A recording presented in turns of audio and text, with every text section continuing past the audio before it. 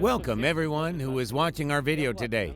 I'm Vlad, and on our channel we're going on a journey to break stereotypes and show the diversity of the world through the eyes of people who have found their home in different corners of the planet. Our mission is to explore not only the stunning landscapes, but also the lives of the people who make these places meaningful. We believe that travel can be more than just a leisure activity. It can change us and the world around us for the better. We aim to inspire you to go on your own conscious journeys, broaden your horizons, and perhaps you'll find your place in this big world. This is what's going on, and I don't want to accept it. What can I do? Change my life. I guess we got out of our comfort zone and saw how we could live. I didn't travel with the intention of leaving Russia. I didn't have such an idea. It was just a new experience, a new country, people. Everything was different. Our first journey begins with a sunrise over the Andaman Sea. The first rays of the sun illuminate the calm waters, awakening the island. In this place, every corner contains amazing stories and beauty that defies the imagination. Welcome to the island of Phuket, a place where fantasies become reality. I want to understand how important tourism is to Phuket, so let's take a look at some numbers. Last year, tourism in Thailand recovered dramatically after the pandemic, and 28 million tourists visited the country. They made a significant contribution to the economy, generating about 12% of the entire country's GDP. And Phuket is the largest island in the kingdom, with a permanent population of about 450,000 people. And there is a real tourist boom here now. In 2023, the island greeted 12 million tourists, which means that about 42% of all tourists coming to Thailand choose Phuket. But what makes some of them stay here forever? In this video, we will tackle not only the joys, but also the challenges islanders face. You will see Phuket through the lens of expats and locals. Together, we'll delve into their world, listen to their personal stories, learn about their fears, and share dreams. And we'll answer the main question: how did Phuket, which used to be an island of pirates and traders, turn into one of the most desirable places on earth? And how do people's lives change under the warm sun of Phuket? Let the island reveal itself to you, so you can fall in love with it even more.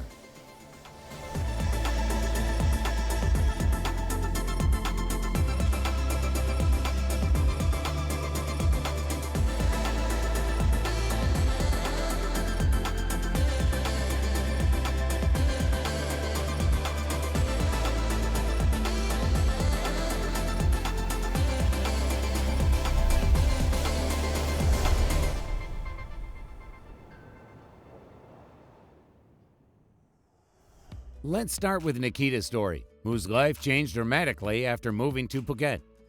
Nikita decided to change his fate by challenging his usual way of life. He quit his job at Gazprom and left his cold hometown of Cuisine. Here he found what he lacked: the freedom to be himself.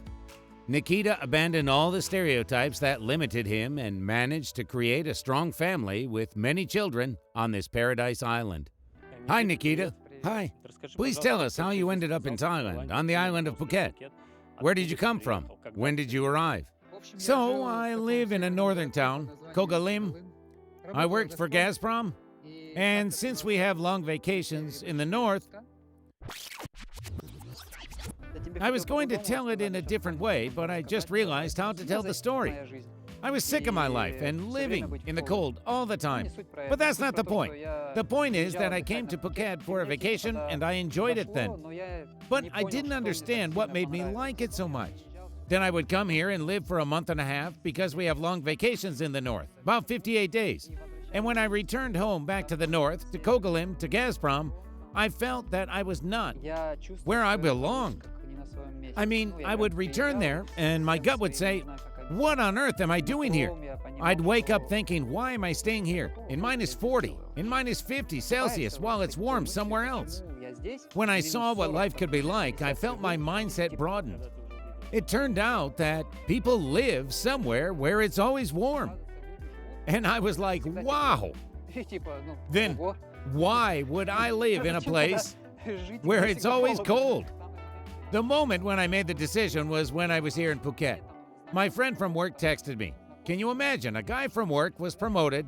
Now he's got a better position, but he's underworking. And that was the breaking point for me. I realized there was nothing else to do for me there. This is what's going on, and I don't want to accept it. What can I do? Change my life. I don't need the state. I don't need to change the system. I just said, enough. I came back, and I had a clear decision. I immediately filed a letter of resignation. How did you meet your wife? Did she move here the same way? I mean, did she move like you did? Leave everything she had and come here? Yeah, something like that. She left everything and moved here. We met through Instagram. The most trivial thing you can do is connect on Instagram. Then she moved to Phuket. I rented a house on Rawai, and we lived on Rawai. She moved from the city of Tumen, also from the north. We had a lot in common because I studied in Tumen. Did you get married officially? Yes, we got married officially in Thailand. It turned out that we could have gotten married at our embassy, but we messed up everything. First, we did it in Thailand, and then we had to go and legalize the Thai marriage in our Russian embassy. After Nikita, a person who challenged the usual way of life, looking for warmth and freedom, let's get to Albina's story. Albina and her family's relocation from the city of Kazan was a balanced and conscious decision. Her first encounter with Phuket in bustling Patong left her with mixed feelings. But returning to Kata, when she already had a daughter, she discovered a different side of the island, a quieter and cozier one. In 2022, being able to work remotely, Albina and her family came to Phuket for the winter and stayed there for a long time. Now their life has become calm and quiet. The sea and the swimming pool have become a part of their daily routine, and everyday life is full of working out at the gym, going to the malls, taking care of their daughter, and socializing with locals and their expat friends. Their life in Phuket is a story of finding harmony and happiness in a new country. We have already vacationed here twice, and we really liked it here. We like the local climate. Besides, Thai people are so nice and smiling. They are very fond of children. This is what stuck in our minds. We decided to spend the winter here, so we came here with our little daughter, the three of us. At first, we planned to stay here for about half a year, maybe until the end of spring, and then go back to Russia. But then we got annual student visas, stayed here for a while, and we liked it here. I think the standard of living has improved here, in general. Things have gotten better. I guess, here, we got out of our comfort zone and saw what life can be like. I mean, when you live in Kazan, in your own apartment, everything seems to be fine. The child goes to a public daycare center near our home. She also attends some other activities. We have a job and everything seems to be okay. In the beginning, when we moved here, it was a bit difficult, but then, I don't know, so many things have changed. I think we all have changed. Our attitude to life, to people, to things, to everything has changed. And you don't want to go back? We are planning to go there in the summer when the child has summer break. Just for a vacation, and then come back here anyway. Yes, sure, come back here. As we continue to meet the guests of our video, we find ourselves at Phuket Boat Lagoon, one of the most picturesque and unique places on Phuket Island, famous for its exclusiveness and luxury. Here, yachts find their moorings surrounded by lush tropical greenery and calm water channels that give this place an almost Venetian vibe. In this marina, sitting on the terrace of a cafe, we meet Marianna. She moved to Thailand about 15 years ago from Kaminsk-Uralsk, initially to become a tour guide in Pattaya. Then, life brought her to Phuket, where she found love and started a family. Now they have their own house, a small business, and a grown-up daughter, the epitome of culture and language mixing. During our conversation, Marianna will share her story, how to move to a foreign country from the first steps to a full and happy life. Her story will make you believe that life is full of unexpected turns and new beginnings. Well, there's also Royal Phuket Marina. You've seen it, it's even cooler. The rent is expensive there and the owners pay for their boats to be parked there. Royal Phuket Marina is even more expensive. Royal Phuket Marina is where the Russian embassy is located? Yes. Other countries usually build or rent some modest buildings. I mean, I have never seen such a cool embassy as that of the Russian Federation. Marina, please tell us about your experience of moving here. When did you move here? I have never been abroad before. Another country was like another planet to me. But one of my friends moved to Thailand before me. Our paths crossed again and she told me about Thailand. I told her I wanted to go there too. She lived in Pattaya. Her husband was the deputy director of a travel company. She said, "Okay, I'll talk to my husband. Maybe they'll hire you as a tour guide." I said, "Okay." And in just a couple months, they called me and said, "Well, you can come." In 2007, all of this was developing very rapidly. That is, a lot of tour guides were required. There was a crowd of Russian guides in Pattaya. It was before the crisis when the baht and the ruble cost the same, and Thailand seemed cheap, so I came to Pattaya and worked there for one season. It was a lot of fun, the life of tour guides, and very interesting. I didn't travel with the intention of leaving Russia. I didn't have such an idea. I didn't even plan to live here. I came here for a season and then I went to Russia for vacation. Then I came back and joined another company. I met a girl. She was the director of this company, so I took a job there. I worked there for a month and then she told me, "We would like to send you to Phuket to help some Thai man." I even cried. I was upset because I knew Pattaya, but I didn't know anyone in Phuket. My colleagues teased me, saying I would live with this Thai man in the same house. It was such a misfortune. Anyway, I went there, and eventually this man became my husband. He lived perfectly well without a wife. He was older than me, had never been married, had no children, and everything was fine in his life. I guess he was the type of man who was always single.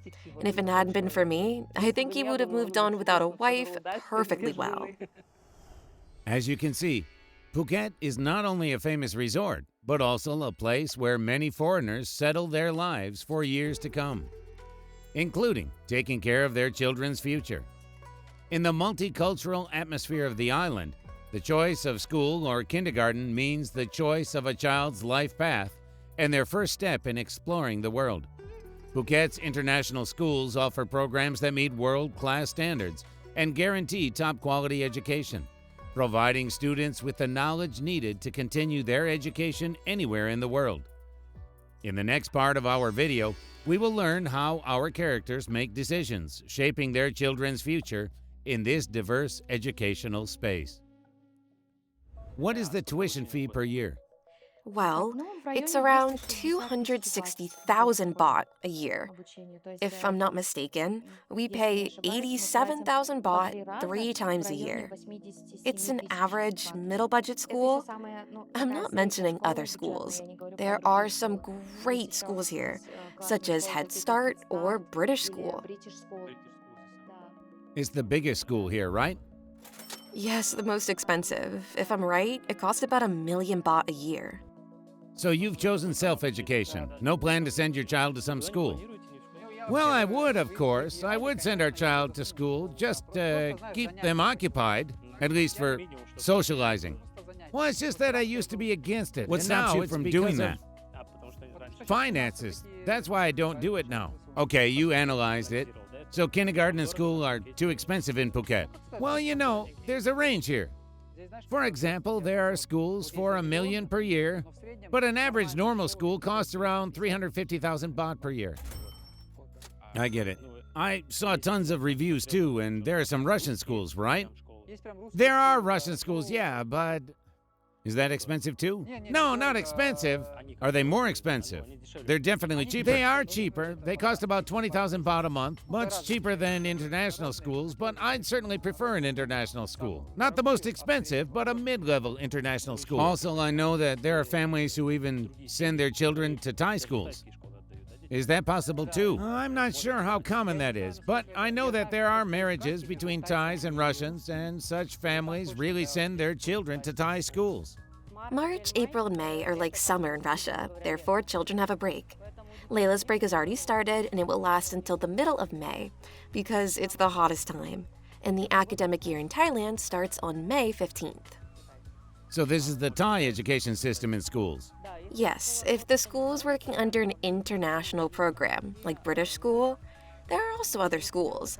They study until the end of June, and then they have a break for 2 months. But the Thai system is like this. We have a break from the middle of March to the middle of May. Also because it is hot. Are you planning on attending school now? Maybe starting in September or what? There's no specific date, but yeah, we're planning Or there's that. No such thing here, that the academic year starts in September? Honestly, I don't even know. There are some schedules here too, but I don't delve into them. I see your middle child also doesn't go to daycare. Our middle child, we're gradually preparing him for daycare now. He's already developed his personal boundaries, so to speak, so that he can attend daycare. He's 3 years old now, and I've been trying to prepare him for daycare for a couple of months now. He doesn't really want to. He's fine as it is. He goes with me to the sea and to the playgrounds. He goes with me everywhere, having fun with me, riding a bike with me. I organize his leisure time, so daycare is not so interesting for him.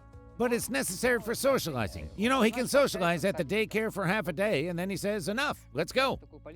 I prefer this approach. We tried a few daycare centers, but let's not mention the names. For example, he was very strict in one of them. He washed his hands probably 10 times in just 1 hour. I mean, whatever he did, he had to wash his hands, and then wash his hands again. Well, in my opinion, it looks like robotic behavior, you know? Like when you sit down, wash your hands. When you stand up, wash your hands. Too many limits and rules. When we were there was an option to try that daycare center for 1 day. We went there and it felt like a prison, you know? And he looked at me like that all the time. He didn't understand why he couldn't do this or why he couldn't do that. He says, I want to go there. They say, no, there's a lesson now. And for him, it was like, why? I'm just a kid. Why are they forcing me to go to some lesson? At the same time, he speaks perfectly, swims, rides a bike. He's a very versatile, developed person. Everything is great. I was even told in one of the daycare centers, oh my goodness, how did you manage to do that? Why don't you join our staff as a teacher? But I said, no, your daycare has too many boundaries, very strict boundaries, and it's not acceptable for a kid. I think it's too early to limit him from such a young age. He has to understand his own boundaries, to understand what he wants. And only then can we demand something from him. But it's also like demanding air, you know? The school my child attends is Chaykhana International School, and there's also Chaykhana Sukska, a Thai school near us. By the way, they have a break now, from March to the beginning of May. But they study during the whole summer. That is, they all have their own different programs. Is your school an international school? Yes, there is a British program in our school. Are there mostly Russian-speaking kids, or are there a lot of foreigners? No, I think there's... There are probably no locals at all. Well, there are mostly Thais. Also, some foreigners and Russians, but not so many Russians. In general, a child spends the whole day at school, and it is interesting and fun for him.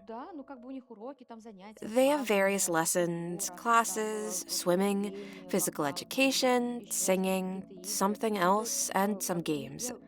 They learn the Thai language, English, math, and something else. So they study there like at school and also spend the whole day there like in a daycare center. That is, parents can easily be busy during their business. People who come here are concerned about healthcare. They are concerned about where their children will go, a school or a daycare center, and whether there are any communities. You can find communities through schools and daycare centers. There are a lot of schools, a lot of international schools. There are also Russian schools. But it's better to attend an international school because there are many Chinese and foreigners there. People from all over the world study there, so it will be great for a child to develop his neural networks. There are also a lot of daycare centers connected to schools, that is, preschool education.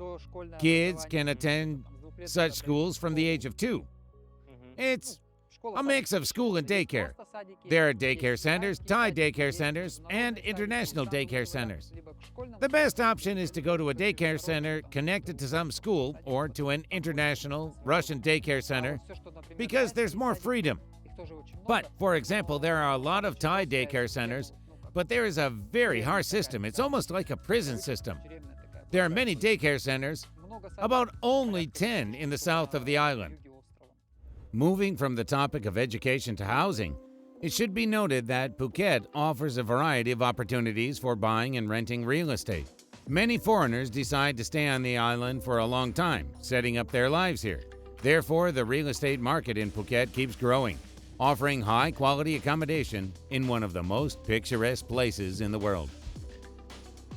About housing, do you rent? Yes, we rent. People don't buy real estate here. Or rather they do, but it doesn't become their own property anyway. Or is it long-term rent? Well, there are several options for home ownership here. I believe there are leasehold and freehold. Freehold is when you are registered as the owner, but still, you will not be 100% the owner. For example, if I buy a house or a villa, they just sell it to me as a company that owns the house. I have a company now. I can buy a house, but they will register it under my company. And 51% of it will belong to the Thais. I don't own the company either. So the system here requires you to have a Thai co-founder. That's their system. I guess only Americans can have a company that fully belongs to them. All other foreigners can only register a business jointly with Thais. That's the reality. So, freehold, it is your possession, it seems to be yours, but in fact, you own the company the real estate is registered to. And there's also leasehold, which is used in condominiums. You're listed as an owner, but it's actually a 30-year rental with an option to extend. So it's like you have a property, but at the same time, you don't have a property. In either case, you kind of have it, and you don't. How much do you pay there? Now we're paying 30,000 baht a month. Even a yearly contract. Too much? That's too much, I guess. Too much? No, well, we have a big family. I paid 60,000 baht before. Hello. I just wanted to thank you for watching our video and tell you about a big video about Singapore coming soon on our channel. Also, we are already planning our new trip to Europe. By the way, whoever would like to take part in our videos, please email me. And most importantly, what do I want from this project? I want to create a community of like-minded people. So please support us. Subscribe to the channel, watch the video to the end, like it, and write us any comments. That's it. Let's get back to Phuket. Now let's talk about such critical aspects of life in Phuket as safety and healthcare. Such issues are always at the forefront of our minds when it comes to visiting a new country. Let's listen to personal stories that will help us understand how safe life on the island really is and how the local medical system works. From the personal cases of people seeking help to moments when their lives and safety were in danger. These stories will show you real everyday life on the island. A little bit about healthcare and a little bit about safety. For those who just come here for a vacation, those who come for wintering, or those who want to move here. As for safety, I feel completely comfortable here. I am not afraid of anything. It is important for me to sense it. When I interact with someone, I understand whether they are dangerous or not. Well, I feel completely safe here. Those who get into trouble are the ones who really cause trouble. They get drunk, get into a fight on Bangla Road, or run over Thais, and the Thais will even tolerate it. They won't immediately kick you. But in general, it's absolutely safe. When my mom came to visit, we were still living in Phuket town, and she went outside to the old town where the townhouses are located. She went outside, there were some young people walking around, chatting, laughing, and she said she felt like she was back in the 70s in the Soviet Union, when it wasn't scary at all, when there were no crazy drunken people, when there was no aggression coming from them. I felt exactly the same way. Is it safe here for everyone? Yes, I even remember when I was riding a bike in Pattaya once and I got lost. It was very late and no one was around. I didn't understand which way to go and there was some Thai guy walking by. I stopped him and only when I stopped him I realized that he was very drunk. But it was too late, I'd already stopped him, so I had to ask him. I asked him how to get somewhere, but I was thinking I should just ask and leave. But he was so drunk, he couldn't even get his eyes together. But he stood up, tried to get himself together, and then he said, "There." Thanks. Well, I didn't sense any aggression coming from him. That's how it goes in Thailand in terms of safety. You said your husband moved here before the tsunami. Was your husband here when it happened? Did he witness that moment? Yes, they were driving down Patong, the first street at that moment. It happened in the morning at 9 a.m. when the first wave came. There was him and 2 Russian guides. The guides had come from Vladivostok to be trained. They had just arrived and he was showing them Phuket. And so they were driving along and the wave was coming back. So they just left the car and ran away from the Where? sea. To the high ground? Yeah, to the second street down there. And then a few days later, he found the car they had abandoned. There's a Holiday Inn there, and there was one car next to it, so his car was on top of it. And there was a safe from an ATM underneath them. The police came there and took it all away. And then, many years later, I was surfing the internet, looking at pictures of the tsunami, and I found a picture. Somebody took a picture of his car. I mean, somebody was walking there and took a picture. I said, look, there's your car. Of course, it was beyond repair. The insurance paid less money for it. It was just garbage. It was drowned. Phuket is saved by its location. I mean, there are places to go to. There are tall buildings, there are mountains. The lowest is Patong. But you can run up to the second street and then climb up. But on Phi Phi, about 1,500 people died because there was nowhere to run. There are tiny buildings, bungalows, and only one observation point, and you still have to run to it pretty far. Also, a lot of people died, about 4,500 on the mainland. When you leave Phuket, there is Khao Lak National Park, a grandson of the king, and many other people died there because the sea and the shore are at the same level, and the sea went 2 kilometers away from the shore. Yeah, that's the location of Phuket. My husband couldn't even explain what was going on. He had never seen anything like that. When the Japanese people said they were running along the beach shouting tsunami, tsunami, people didn't even understand what that word meant. Well, as it often happens, fools and drunks are lucky. At that moment, my husband had tourists living in the Le Méridien Hotel. There is a Patong beach, and if you drive further towards Caron, there is a small cove, and there is a Le Méridien Hotel located right on the beach. There were 3 men, and they drank all week. They just wouldn't stop drinking. At the moment of the tsunami, they were drinking too. In the morning, they decided to go swimming when the tsunami happened. I don't know where they went, how they went. Anyway, they were thrown somewhere, and then they came back to the room very angry. They didn't understand anything, were completely drunk, called Moscow and said, "Why didn't you tell us that they were having such big waves here?" There are absolutely no problems with healthcare either. There are at least 5 hospitals in Phuket, good major ones. So 5 major hospitals and a lot of private clinics, a lot of Chinese clinics, but 5 major serious hospitals for surgery or something else.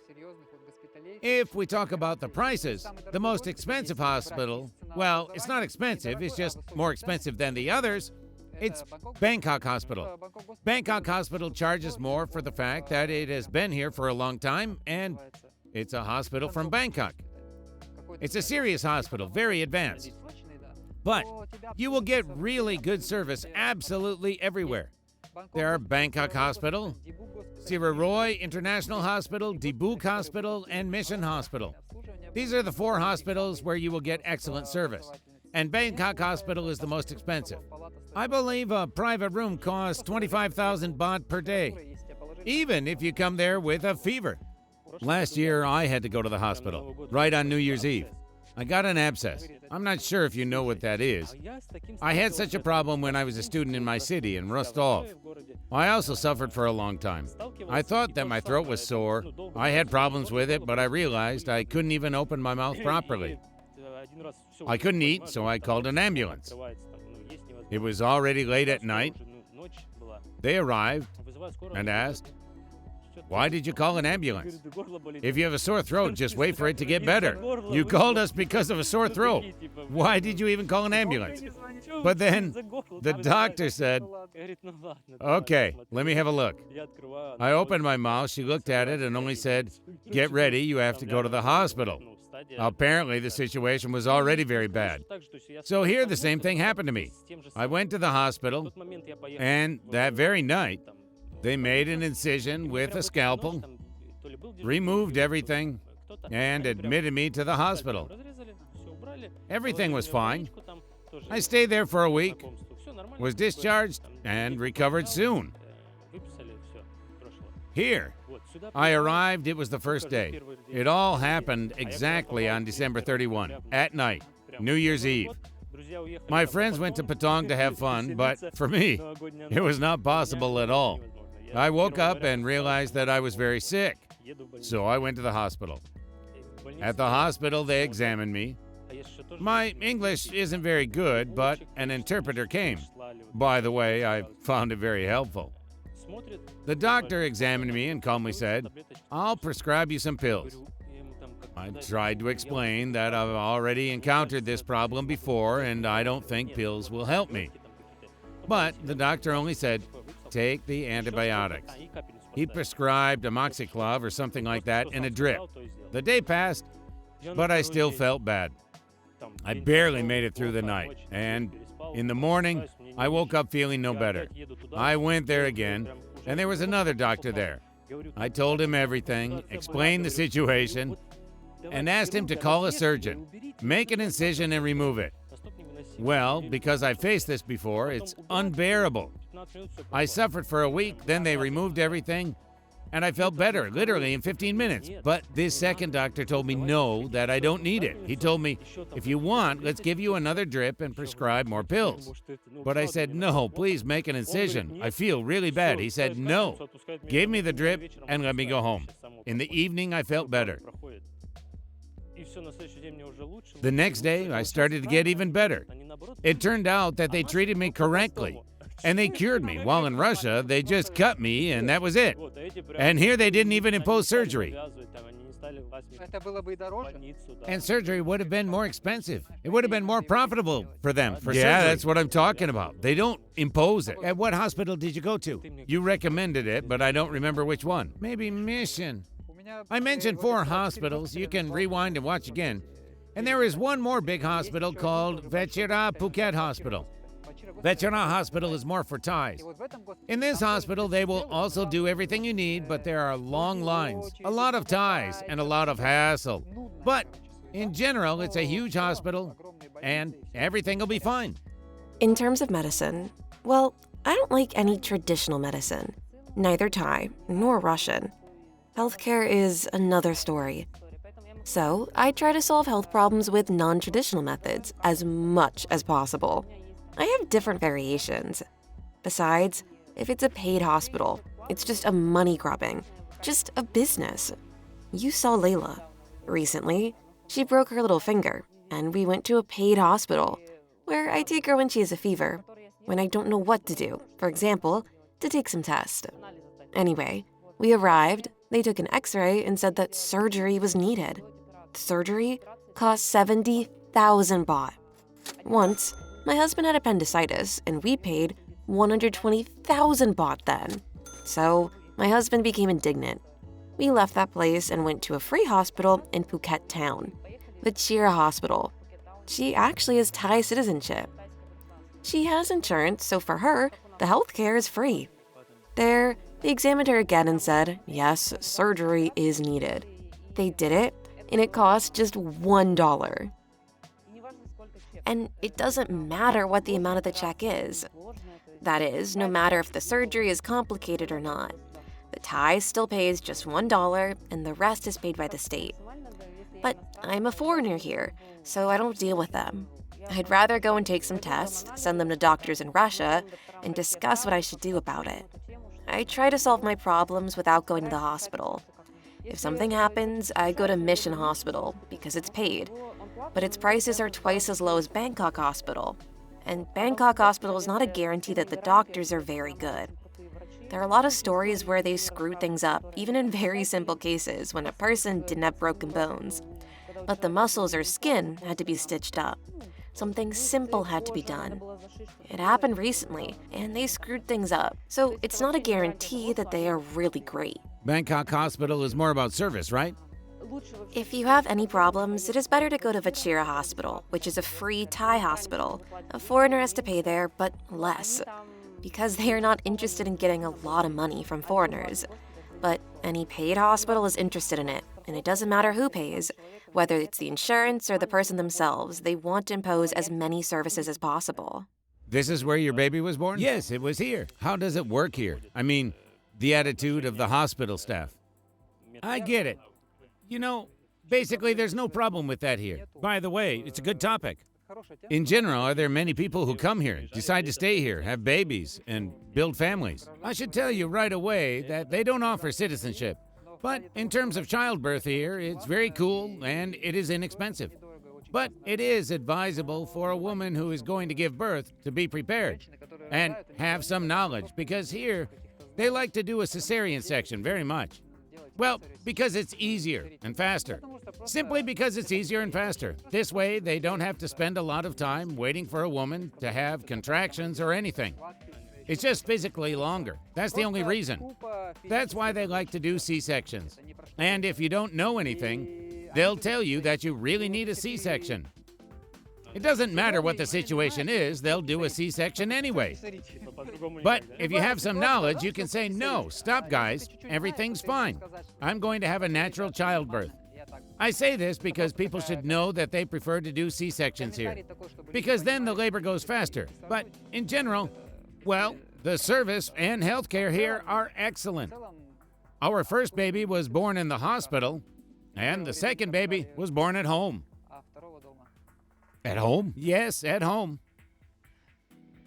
Can you tell me a little more about it? With the medical staff? No. By yourself? Yeah, just the two of us. Oh my goodness, wow.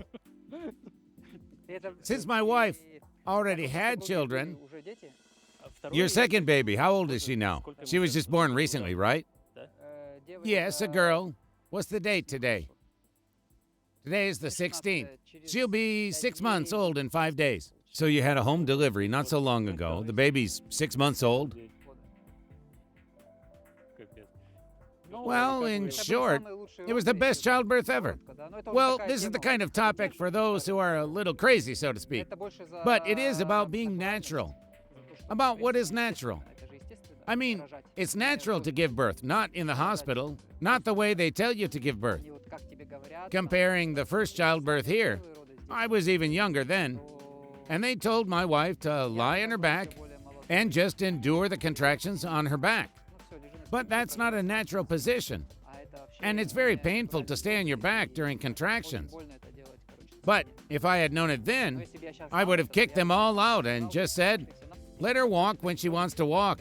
Scream when she wants to scream, you know. How did you decide to do it? Did you research this topic yourselves, delve into it, and decide to have a home childbirth? We didn't delve too deep. You know, my wife is a little bit crazy sometimes. And she is interested in such topics and everything natural.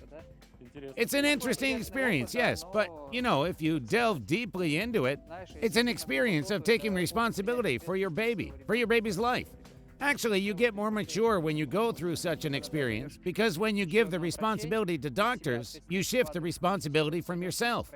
Because if something happens or doesn't happen to the baby, you've given yourself into the hands of doctors. You also put your signature there, and that's it. You give this responsibility to another person. You shift the responsibility. But it's your childbirth, so take your responsibility into your own hands. That's an interesting point. Okay, how many kids do you have now? 2 of them are mine, and 2 of them are my wife's children from our previous marriage. So 4 children. They're all here. You have such a big family here. One of them left recently. The oldest girl went to Russia. We go to a clinic called Bangkok Hospital Sarajoy. It's a very good clinic, the most popular. If I'm not mistaken, it's the best here in Phuket. It's not cheap, but it has good services and really good doctors. Well, as I said, the healthcare is very good here. So, the first advice is that if you want to go to Phuket, it is better to get health insurance, at least for car accident cases or something else. We also heard a story. For example, if you have appendicitis, you can't just wait. You need to have an operation right away. If I'm not mistaken, it costs around 150,000 baht, and the hospital will not do the operation until they get some deposit in their account. That is, they will need money. And at that point, people start to raise money. I mean, they send messages on Telegram channels saying that someone is in trouble, they need help. But if there was insurance, it would cover everything, and they wouldn't have to ask anyone for money. I went to the hospital when our baby was born, but I also went there when I had peritonitis. My appendix burst, and I spent 2 days with a burst appendix.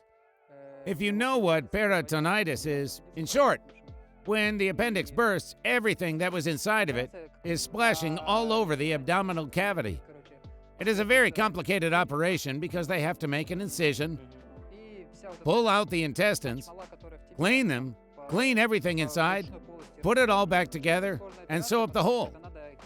The operation lasted 40 minutes. It took only 40 minutes, and now I have a perfect stitch. Just a perfect stitch. Not here, but in the center. Here. Excellent stitch. And the surgeon is amazing.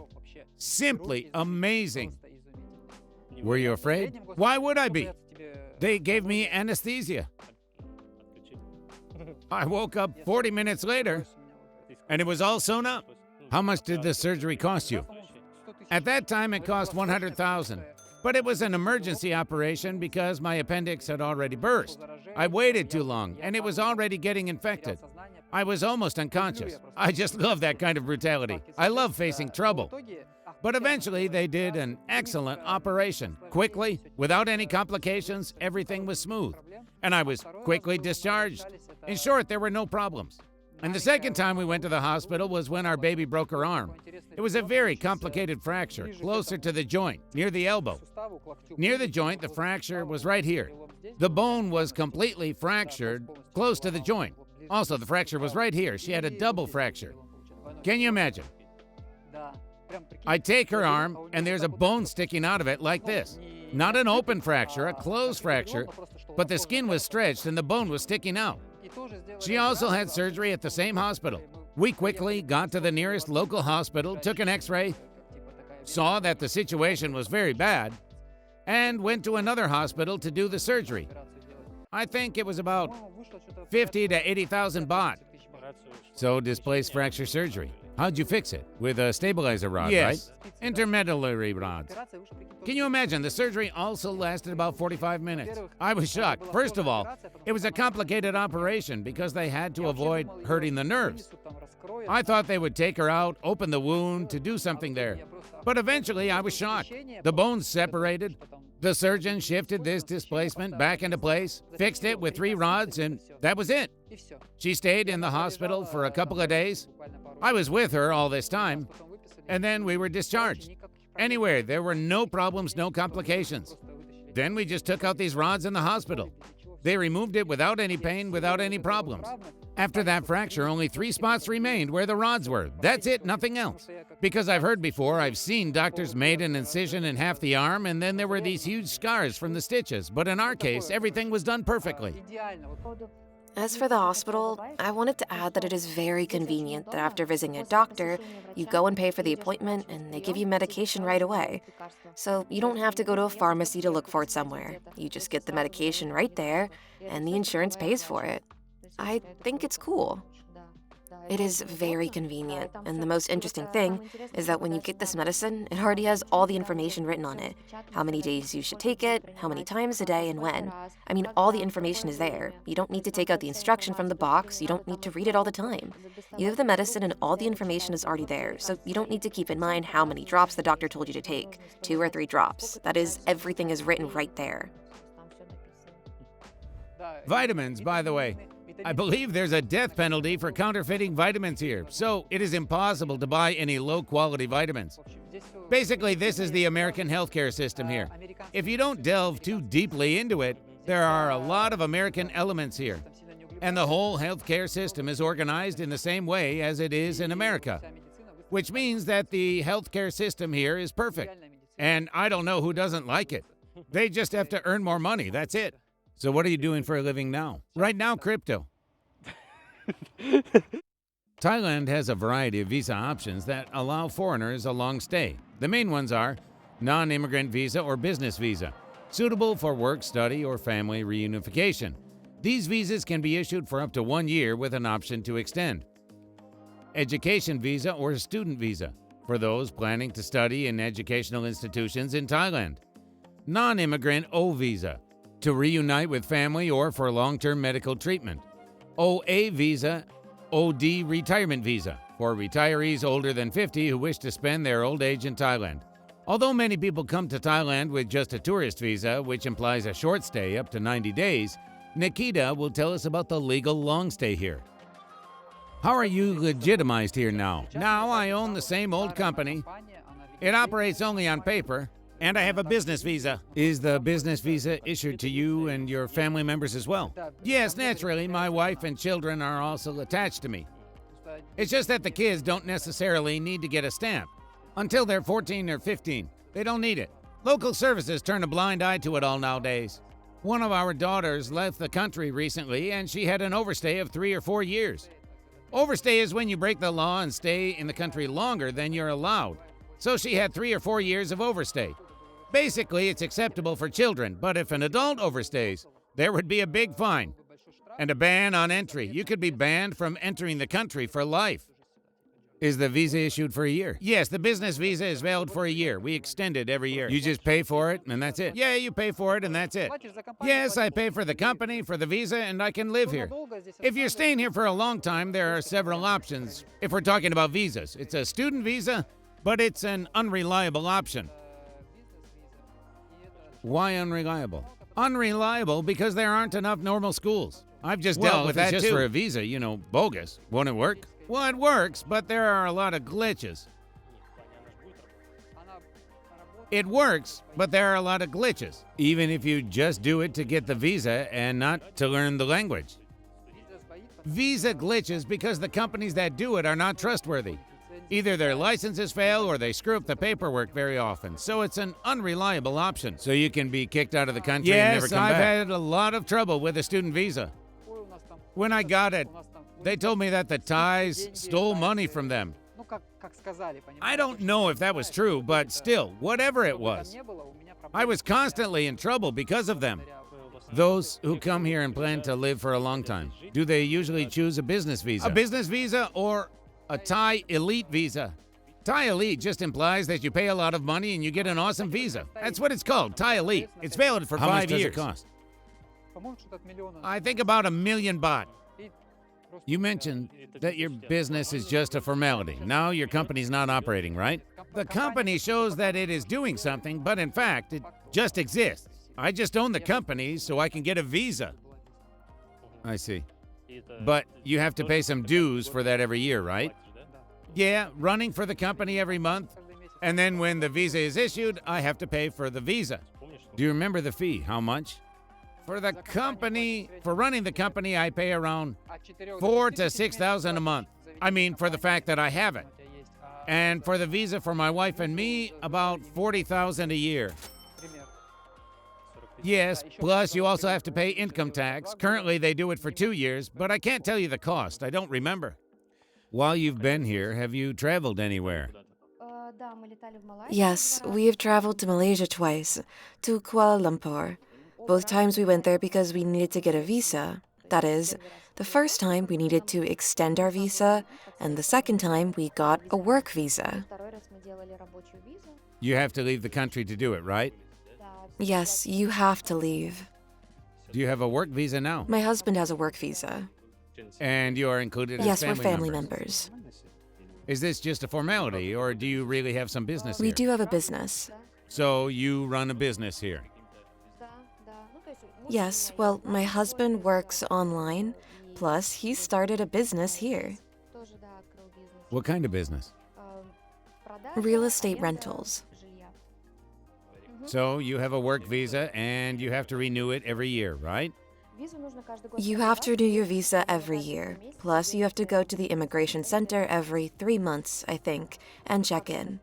Those are the conditions. Every month. Not every month, but every 3 months. You mentioned that you had a student visa before that. Student visa, yes. A student visa is for learning a language, right? Well, yes, we could choose French, English, or Thai. My husband and I chose English. We could study online or offline. We could choose. Did you really study? Even have classes? Yes, sure, we did. So after that, when the academic year was over, did you decide to do a work visa? Or did you start a company during that same period? Well, we waited until our student visa expired, and then we did a work visa. Why are there no privileges for you as the wife of a Thai man?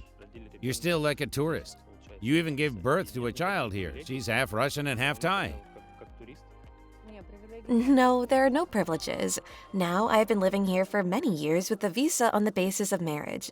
Basically, I can already apply for permanent residence. To do this, I have to live here with a non-tourist visa, I think for 3 years. If I submit a request in December and they give me an answer in May, if the answer is positive, they are ready to give me permanent residence. Then I still need to pass the Thai language exam. Since I don't speak Thai yet, that's the problem. Well, I think that very few people have permanent residence. Everyone lives here with all kinds of visas. I know people who've been living here for 20 to 25 years with visas. There are different visas. Some have retirement visas and others have other visas. Some have kids attending local schools. Parents are also granted long-term visas. So there are a lot of options here. What do you think? Is it possible that they'll reduce the number of visas? I don't think so. Thais are interested in foreigners' investments, and that's why people come here. Because everything is easier here. You can always find a way out, an option to live here. Everything is clear with visas, but moving to another country is often accompanied by a language barrier, and Thailand is no exception. But what to do if you do not speak either English or Thai? Surprisingly, Thais often understand Russians incredibly well, without words, so to speak. Perhaps the secret is in the universality of gestures and facial expressions, or in the global language of smiles. Let's talk about how people on the island overcome language barriers. About the language barrier, the most important question, did you speak English? I didn't speak English at all. In high school, I learned French, and I was a C student. By the way, it's a cool language. If I could go back in time, I would still learn French because there are a lot of French people here, and it's just fun to learn languages. I used to remember it, but now I only know 3 words in French. Anyway, I would say that the language barrier is not an obstacle. When you have intentions, when you move forward, then all obstacles collapse in front of you, so to speak. If you still have doubts, of course, it will be hard for you, but when you go towards what you need, everything works out best for you. And the language barrier cannot be an obstacle. If you want to do something, you just do it. Well, also, you've been mostly communicating and working with Russians, right?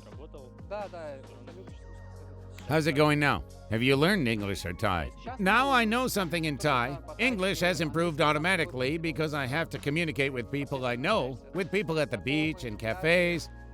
I have to interact with people everywhere, and if I need something, I can explain it. Also, in Thailand, if you speak really good English, they won't understand you.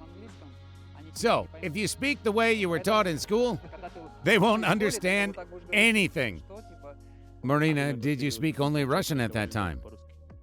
Well, I only started practicing English when I came to Thailand. Actually, many tour guides come here and they don't understand any English at all. Well, you probably interacted mainly with Russians, right? We had to talk to the Thai people in the hotels. Well, we communicated somehow, but you can see that here people speak the most primitive English without any rules or anything like that. Gradually, I learned it somehow, but I still don't speak Thai.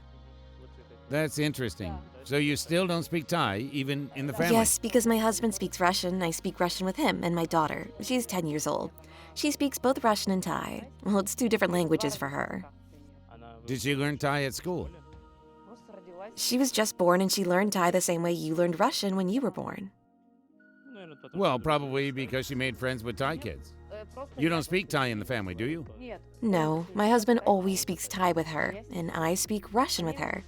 They communicate in Thai with each other. Do they have secrets from you? Well, I'll tell you one thing. Basically, all the Thai people around me are Russian-speaking. It just so happens, and they benefit from having a Russian-speaking person around because they can practice. They can ask me some questions about the language. They are very interested in it. That's why I don't speak Thai. I mean, English is enough to communicate with them for work. Yes, I have a dream to learn Thai, and my daughter keeps asking me when I will finally start speaking Thai. She is trying to teach me, but it is going very slowly. I have a friend who has lived here for a long time. She's Russian and she speaks Thai. When we talked about her motivation, why she learned Thai, she said, I wanted to know what Thai people say about me. But my problem is that I don't care what the Thais say about me. I mean, we can spend time together. They can make fun of me, laugh, whatever. But since I don't care about it, I have no motivation at all. It's a green mango. It's ripe, it's delicious, it's very sweet.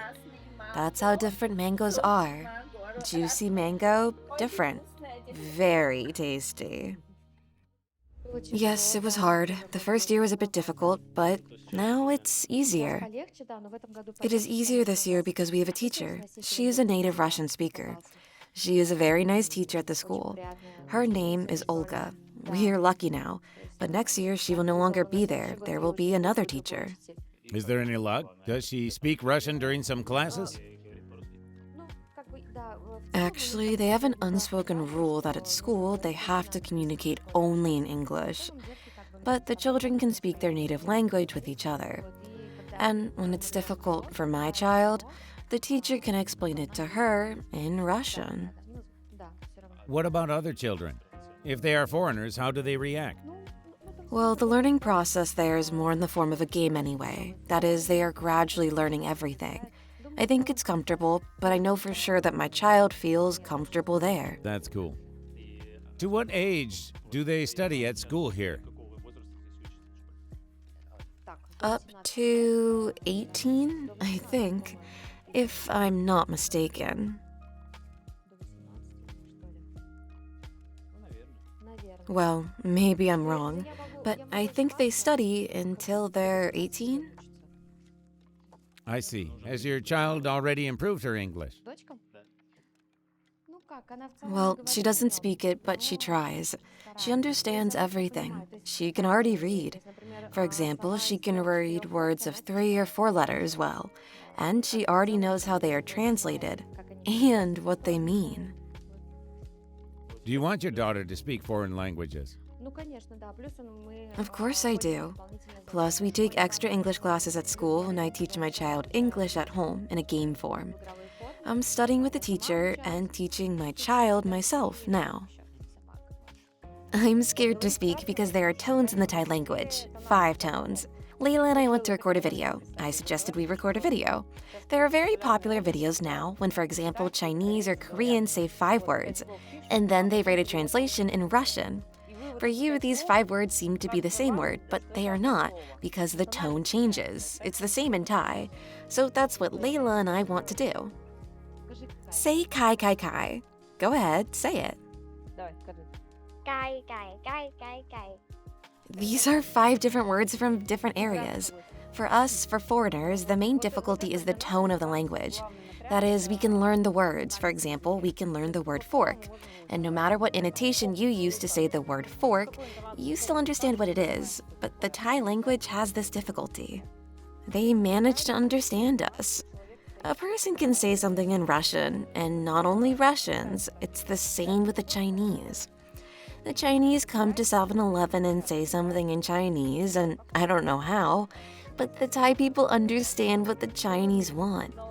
They don't know Chinese. It's probably on the level of some brain signals. Once I witnessed a situation in 7-Eleven where Russians were standing there and a woman was saying in syllables, "I need a postcard." But then the Thais understood her somehow. I always tell my tourists not to speak Russian. It drives Thais into a stupor. You should speak the language of gestures. It's easy, they understand it, and they have enough patience. I had a tourist who lived in a 5-star hotel, and he had a rat in the toilets in his room. He closed it with a lid and went to the reception. You can explain it in many different ways, but he took a piece of paper, drew a rat, drew a toilet bowl, and showed that the rat was there. People try to find different ways of explaining things. We recently met a local Thai woman at the beach and asked her how she copes with so many tourists, with such a tremendous tourist flow.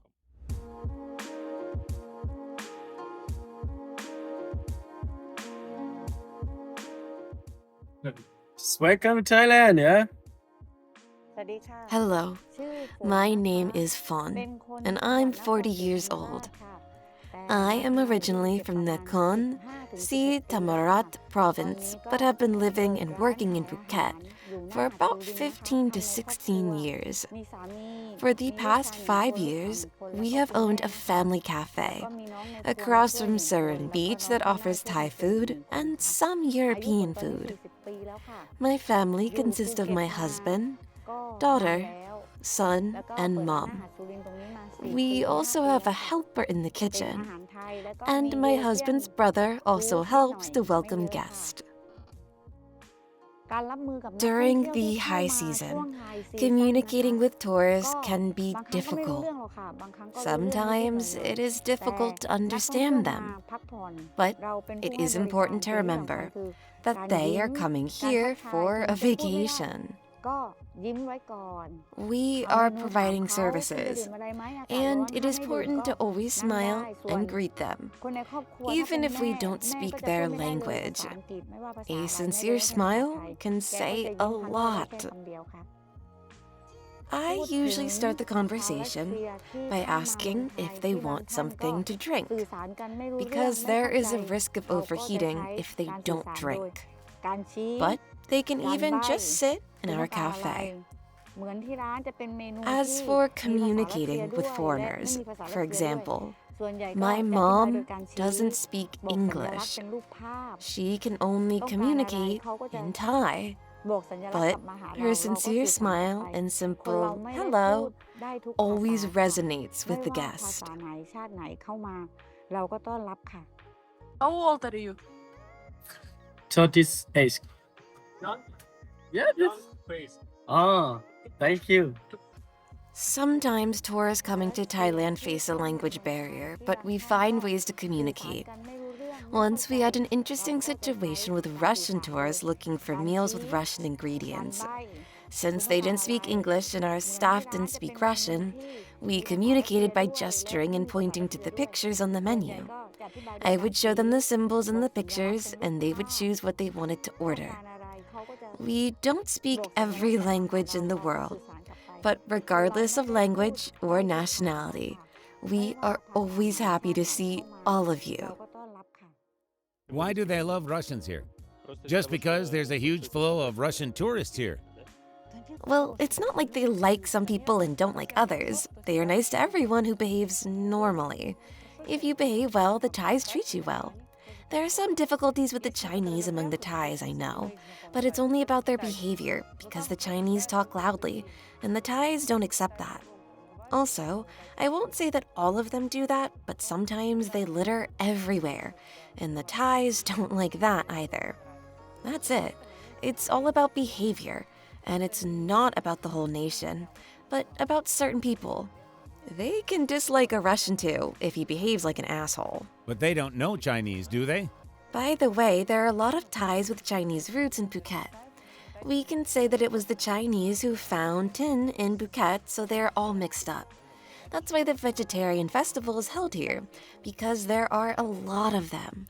There are also Chinese festivals here, and people from China come to celebrate these festivals, like the vegetarian festival, for example. I find a common language with everyone. when someone says that Thais are too slow or something else. Well, first of all, the mentality matters. We are completely different, Russians and Thais. But I like their mentality very much. There is a lot to learn from them in terms of not rushing, not being in a hurry, not running somewhere, but just enjoying the moment. If I come for a manicure and it's lunchtime there, they're having lunch and I have to wait. It's a sacred thing. I accept them and I'm not stressed out about how they're doing something. They might be late, they might be something else. Some say Thais have spoiled over the years. I don't know. I haven't noticed that they've spoiled. My husband's relatives, who are not involved in tourism, they live in the suburbs of Bangkok, and they are exactly the same as they were 15 years ago. How did they accept you? Well, I think I'm like some creature from another planet to them, but they accept me. We don't have any problems at all. They don't speak English or Russian, so we just smile. But we don't see each other much. My daughter Layla goes there twice a year when she has breaks at school. To her grandparents. Yes, her grandmother and aunts are there. They love her very much, and everything is fine. She has no problems communicating with them, and when I come there, we just smile. So we have a good relationship. You have no problems with your mother-in-law.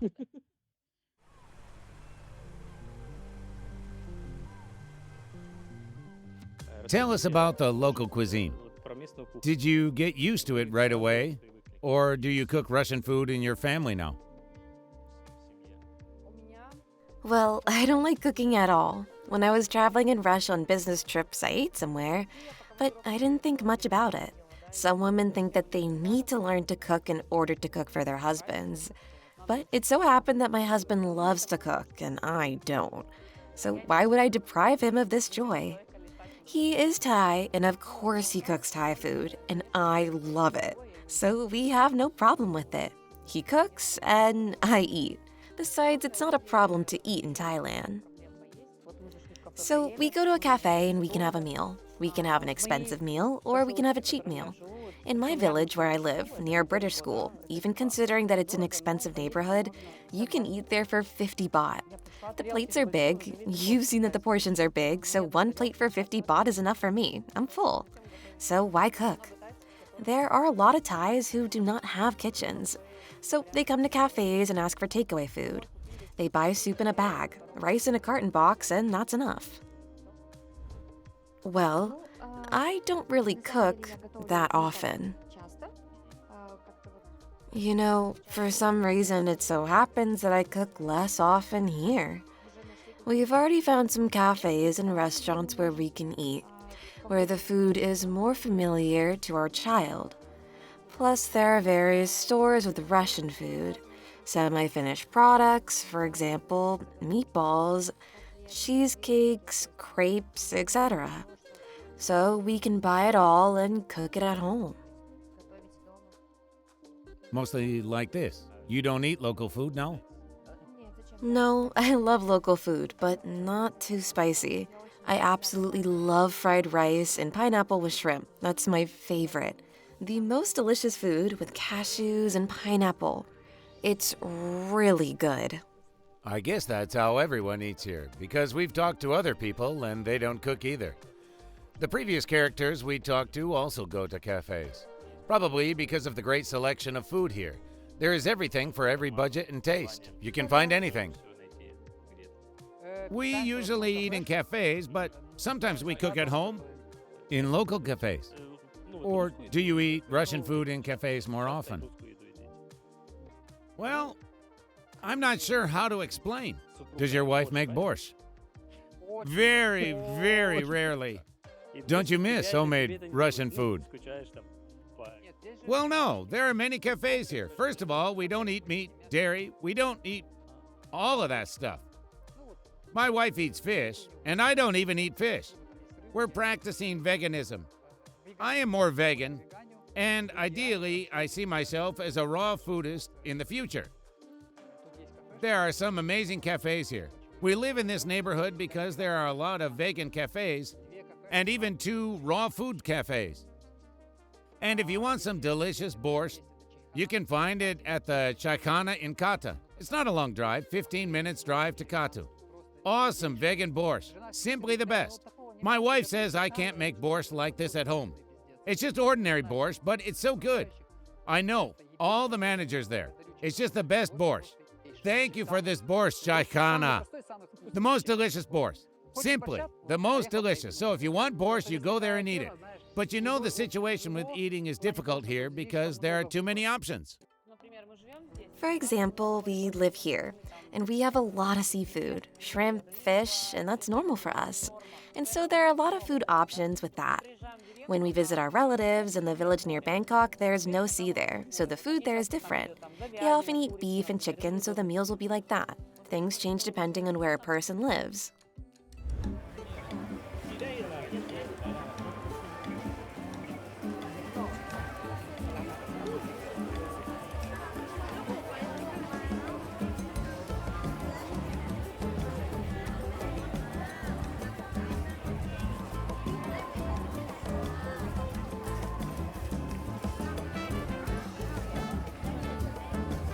Yeah, kayıp. Tomorrow I will spend all my day in toilet. Turkish, Indian, Thai, Russian, Italian, Greek cuisine. And you're like, what should I eat? And you've got a huge selection. You've got a 300-page menu, and you're like, you got it, right? It's hard to choose what you want because you have too many options. A place where I used to live in the center of the island, there are only 2 cafes, and when we lived there, my wife cooked borscht. You know, she had no choice. But here, there's a great selection. If you want avocado toast, you can have it. So the food is great, the place is great. And the only problem is that you don't know what you really want to eat.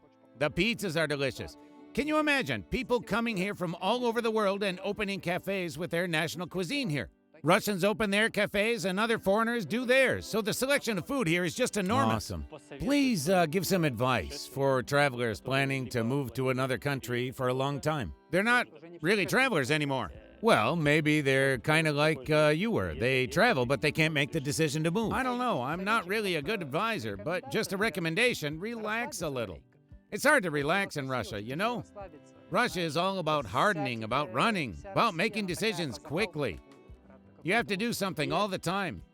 In other words, you're constantly tense in Russia. Basically, the country and the people toughen you up like that. But you just have to sense that everything is completely different here. The point is that everything here is calm and relaxed. You just have to relax and give yourself a chance to try to do it at least once in your life. Just relax. Don't rush anywhere. Just don't run to the beach. Don't run to the cafe. Just be. And then maybe you will feel Thailand, because Thailand is about calmness, relaxation, some kind of zen, so to speak.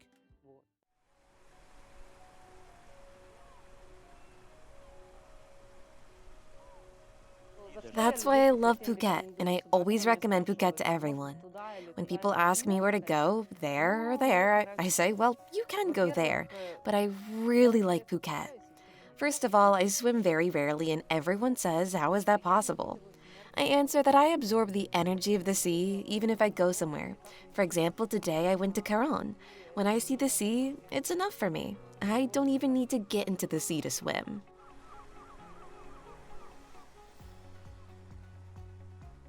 Sometimes I'm waiting for tourists at the beach in a car and I just look at it.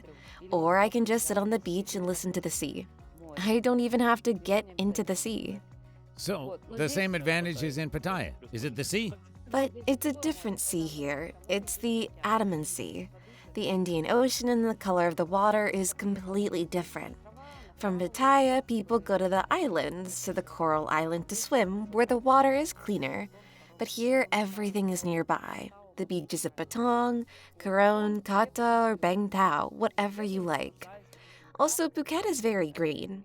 When I drive, I enjoy these colors. There are so many trees here. Patong area is very similar to central Pattaya, but there are no such mountains and greenery in Pattaya.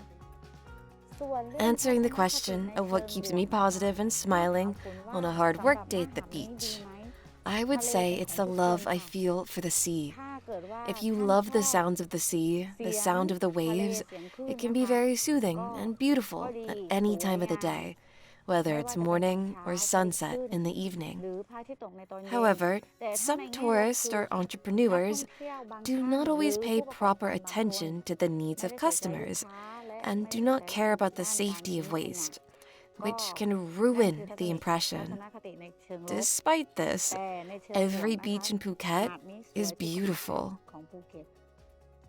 The future is uncertain, but I dream of expanding our family cafe to be able to serve customers in both high and low seasons, and so that we can provide development opportunities for our staff without having to close the place in the low season. And most importantly, that we will be able to provide proper services in the best possible way to the tourists who are traveling. I also wanted to mention that my child gets sick less often here. Why do you think that is? I think because of the good climate, the kids suffer from coughs and runny noses less, so we always go to school 5 days a week and rarely miss a day. Well, the child may have a runny nose for a couple of days, but I treat it at home, and soon the child goes to school again. I mean, for example, when we went to kindergarten in Russia, we stayed at home for a week, sometimes even for 2 weeks getting treatment. But here, we don't have the same problem. We can go to the sea, go for a swim, and after that, everything is fine. The nose is clean. Even if they get sick, do they recover quickly? Yes, right, they recover quickly. I've also heard that people get sick less because here, they do not try to treat them with strong medication. I mean, if you come to the hospital in our country and they do not prescribe you any medication, you don't understand why you even went to the hospital. We have to get a huge list of medications that indicate that they treat you. But in Thailand, there is no such thing. Here, they try to avoid medication. You know, I love it here. I don't know how to explain it. Well, we could go through each neighborhood separately, but in short, I like everything in Phuket. I just feel comfortable here in Phuket. A lot of people say that the people here are kind. I even watched an interview with a local politician, and he said that the local people who live in Phuket are a bit different from other Thais. They are kinder. I've heard that people in the north are even kinder, so it's debatable. Do you communicate with the locals here? No conflict. Yeah, I communicate with the locals. Basically, people are kind everywhere. In general, I think that Thailand is a very safe place, especially for people with families. It's a very safe place. No one will rob you, no one will beat you up at night, and no one will steal your money, like in Bali, for example. They can pull out your phone, snatch your purse, or beat you up. If you walk here and your money is falling out of your pockets, they will put it back in, put you in a cab, and you will go home, you know? I've lived here for a long time, and I've never locked my car. Moreover, I bought my car in Bangkok, and I always had all my car documents in the car. My car's always unlocked with the keys in it. When I traveled to Malaysia, I had appendicitis. I left my car outside the airport, unlocked, with all the documents, keys, everything inside, and when I arrived, I walked to the car, opened the door, got in, and drove off. Phuket is totally safe, and safe for me.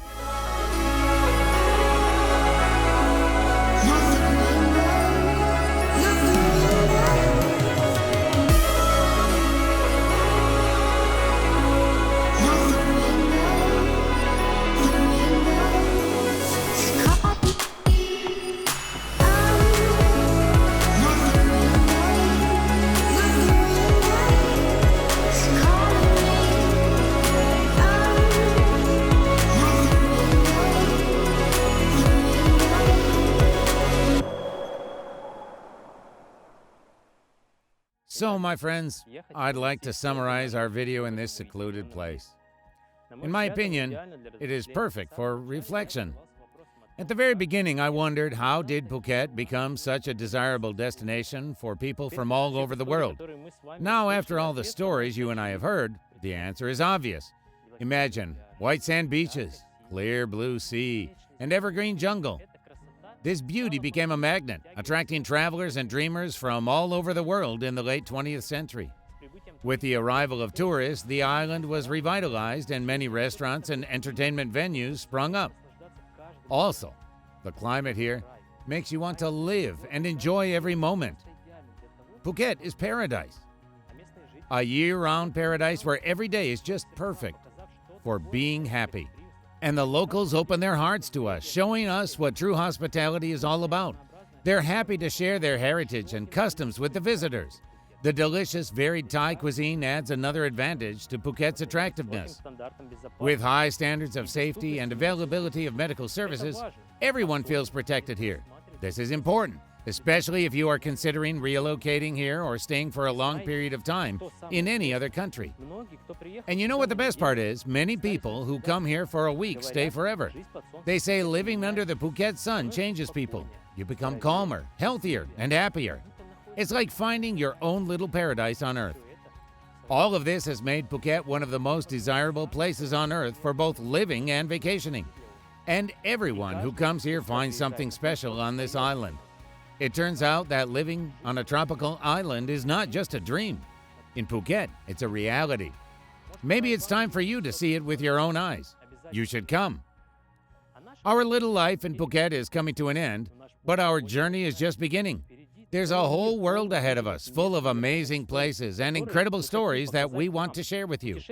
Traveling for us is not just about getting from point A to point B. It's about getting to know yourself, discovering new horizons, and meeting truly inspiring people. Our videos are about people who have found themselves, found homes, and inspiration in incredibly interesting places. Follow us for unique stories from around the world that can be the jumpstart to the next step in your life's journey. Share our video with friends who are curious about the world and its inexhaustible diversity.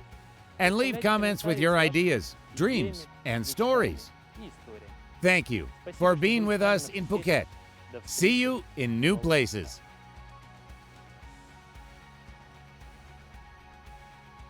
At this point, everyone should cry, because Lara cried.